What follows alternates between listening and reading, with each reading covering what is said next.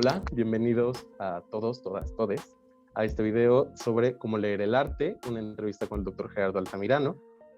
Me presento, mi nombre es Isaac Rodríguez, estudio la licenciatura en Letras Hispánicas en la UAM Iztapalapa y paso a presentarles al doctor Gerardo Román Altamirano Mesa. Él es especialista en literatura medieval, en literatura comparada por la UNAM y es profesor de tiempo completo en la UAM Iztapalapa. Hola Gerardo, buenas noches, ¿cómo te encuentras? Hola Isaac, ¿cómo estás? Pues bueno, Muy bien. pues sí, en efecto, como ya me ha presentado un poco Isaac, pues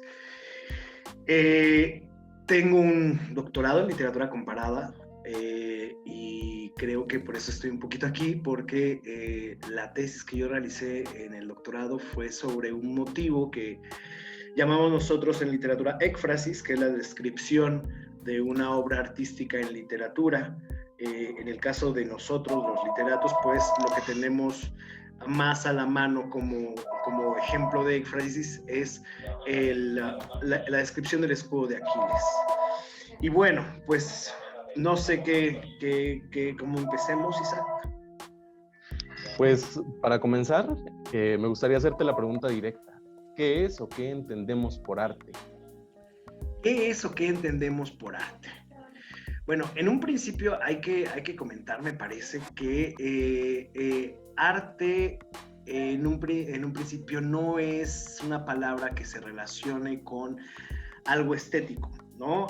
La palabra arte proviene del latín ars, que prácticamente pues, es la traducción que hicieron los romanos, el imperio de Roma, a la famosa tecné griega, ¿no? Y es una técnica. De hecho, el concepto que nosotros tenemos de arte como algo así que se ve en los museos o que no lo puedes tocar o que es algo muy bonito, etcétera, etcétera, etcétera, pues es bastante reciente, digamos. Es a partir del Renacimiento, estoy hablando del siglo XVI, cuando se considera el arte como un valor extraordinario, ¿no? Por diversas cuestiones históricas, sociológicas, sobre todo evidentemente por el ascenso del capitalismo, de una burguesía que empezó a comprarse estatus social por medio del arte precisamente, ¿no? O sea, pensemos en las familias del Renacimiento, en los Sforza, en los Medici, que finalmente adquirían este estatus no nobiliario, porque pues no era, digamos, no venía en la sangre eso, sino pues un estatus de gente bien, de gente acomodada, ¿no? Entonces, el arte hoy lo podemos entender como una manifestación de lo bello, de lo estético, más hay que recordar que no siempre fue así. Como lo decían con anterioridad, pues en la Edad Media, por ejemplo, un pintor, un escultor, está al mismo nivel que lo estaban, por ejemplo, los que hacían los zapatos o los que hacían la ropa o todos estos que debían llevar un arte, es decir, una técnica para llegar a lo que querían, ¿no? Y actualmente, pues insisto, lo tenemos con un concepto ligado a lo estético. Bien, y creo que esta es la parte que me parece más interesante, que el arte sea una construcción que permita, a través de los siglos, a través del tiempo, generarnos una experiencia estética después de todos los motivos que presenta. Pero ¿es el arte el mismo en todas las etapas históricas, al mismo tiempo? No lo sé, cuéntanos un poco sobre las etapas históricas del arte, sobre todo las que tú manejas. Híjole, bueno, es que también es hablar mucho de un montón de historia, ¿no? Pues depende de cómo, de qué tipo de contexto tengamos para hablar de qué tipo de arte, ¿no? Porque evidentemente pues no es lo mismo hablar del arte precolombino, por ejemplo, que hablar del arte grecolatino, que hablar del arte medieval. Digo, creo que yo sé un poquito más acerca de estos periodos en los que me he enfocado en mi carrera, que son la antigüedad grecolatina, la Edad Media, sobre todo, el Renacimiento y el Barroco. Y pues no sé qué quieras que te diga sobre esto.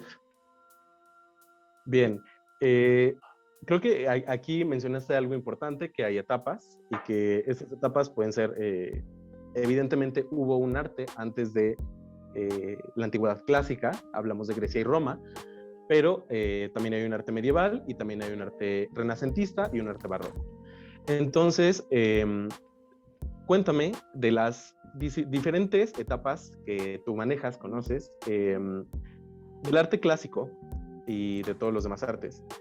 ¿Cuáles fueron las disciplinas artísticas que se desarrollaron? Ok, bueno, pues vamos a comenzar diciendo que la gente que nos dedicamos a literatura o incluso también la gente que se dedica a arte, pues habla de corrientes, ¿no? De corrientes o de periodos, por ejemplo, sí, cronológicos, en los que se suscitan ciertas manifestaciones, ¿no? Digamos que lo más básico que podemos decir es que cuando hablamos de arte y literatura, en tanto manifestaciones que obedecen a ciertas corrientes estéticas, pues se da por sentado que existen una serie de periodos, ¿no? Y empezamos evidentemente con la antigüedad clásica, el periodo de Roma que iría, de Grecia y Roma, perdón, que iría desde siglo VIII más o menos, antes de Cristo, hasta, pues, ¿qué nos gusta? El siglo V, que estoy pensando en el año 476, cuando se suscita la llamada caída de Roma, y que ahí termina, pues, supuestamente el periodo clásico, ¿no? Y después de ese comienza el periodo medieval, que dura unos 1000 años, del 476. Esto es como muy técnico, no es que, y esto yo siempre se los digo a mis alumnos, ¿no? No es que en el 475, en el 31 de diciembre, se hayan ido los hombres de la antigüedad clásica a su cama, pues muy tristes porque pensaron que ya se acababa todo eso y a la mañana siguiente iban a ser hombres medievales, ¿no? Y muy deprimidos ellos porque llegó el oscurantismo, que ni tan oscura fue la Edad Media, pero bueno, el caso es que lo tomamos como un poquito de cortes de pasteles, los historiadores, los literatos, etcétera, pues simplemente para poder como asir algo que por naturaleza es inasible, ¿no? Que es el tiempo, ¿no? Y las manifestaciones culturales que se suscitan en el tiempo. Entonces, tenemos la antigüedad clásica, que va hasta, digamos, el 476, que es la caída de Roma por las mal llamadas invasiones bárbaras. Actualmente las conocemos como las migraciones germánicas, y después de este periodo del 476 dura unos 1000 años la Edad Media. Hay discusiones sobre cuándo acaba la Edad Media. Para muchos autores, para muchos críticos historiadores, pues acaba con el descubrimiento de América en 1492, para otros acaba con la invasión a Constantinopla, 1554, algo así, pero tenemos como opiniones diversas, ¿no? Lo cierto es que aproximadamente sí, el periodo medieval tenemos 1000 años de cultura, y eso es bastante interesante, ¿no? Porque generalmente la gente ubica, afortunadamente ahora un poquito menos, pero la gente ubica la Edad Media como la edad oscura, como la edad en que hubo un retraso horrible, y pues no es cierto, ¿no? Creo que como medievalista, a mí me da un poco de miedo llamarme a mí mismo medievalista, porque es mucha responsabilidad, pero como medievalista tengo que defender ese periodo en el que sí hubo un auge cultural tremendo, pues nada más y nada menos pensar que la universidad, como la conocemos o como la conocíamos antes de la pandemia, nace precisamente en la Edad Media, ¿no? Universidades como la de Bolonia, como la de París, etcétera, etcétera, etcétera, pues son de este periodo. Y bueno, pues en este periodo también hubo un tipo de arte que es distinto, ¿no? Al arte grecolatino, porque aquí habría que pensar una cosa. Una de las claves, uno de los elementos fundamentales para el arte es la mímesis. La mímesis, en tanto la imitación, ¿no? Mímesis es la palabra griega, imitatio es la palabra latina, pero el hecho es que el arte, tal como lo entendemos nosotros, como este objeto estético, es una representación de la realidad. Esta palabra me gusta porque es una representación, no es una presentación. No te están presentando la realidad tal cual es, no te están presentando el paisaje como es, sino están haciendo una representación, una segunda presentación del paisaje, de la mujer o de cualquier otra cosa que ustedes quieran, ¿no? Bueno, entonces tenemos este periodo de la Edad Media que más o menos, decía yo, acaba supuestamente en el siglo XVI, y viene este periodo que conocemos como Renacimiento, que es muy polémico, digamos, en la historia del arte es súper polémico, porque algunos autores dicen que dura 20 años, otros autores dicen que dura 30 años, y total que nadie se pone de acuerdo. Creo que está mucho más definido el concepto o la temporalidad de la Edad Media, en tanto que son 1000 años, y el Renacimiento no. Después de este periodo, estoy tratando como de poner como un poquito la cronología de las corrientes artísticas, ¿no? Entonces estábamos Antigüedad Clásica, Edad Media, Renacimiento, después viene un periodo, voy a empezar a compartir pantalla para que veamos cosas bonitas. Claro, por favor. No nada más que se lo imaginen, pero tenemos este periodo renacentista, y existe una especie de periodo puente entre el Renacimiento y el Barroco, y este periodo lo llamamos manierismo, ¿no? Y bueno, entre las obras clásicas que se consideran ya manieristas, por supuesto que está la Capilla Sixtina,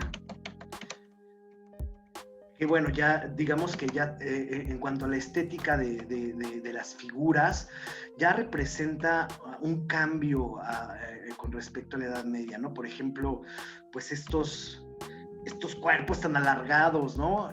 Quizás el ejemplo, más que Miguel Ángel, aunque sí es evidentemente una muestra de manierismo, uno de los autores que resulta muy, muy emblemático cuando hablamos del manierismo es el Greco, ¿no? Por ejemplo, tenemos aquí estas figuras tan alargadas, de las que después finalmente van a beber los autores modernos. O sea, el arte no está peleado, en los periodos históricos no está peleado para nada, ¿no? Es más que sabido que autoras modernas, por ejemplo Remedios Varo, pues tiene muchísima influencia tanto del arte medieval como del arte barroco y del arte manierista, ¿no? Del Greco. Este es el Greco, por ejemplo, ¿no?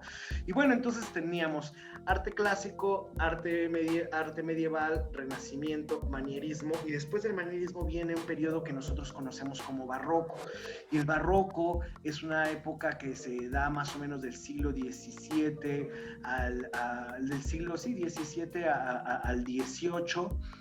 y muchos autores, hay quienes están ahorita ya defendiendo la idea de que no debe ser así. Sin embargo, muchos aún lo consideran así. Es decir, estoy pensando en una cosa que llaman el horror vacui, ¿no?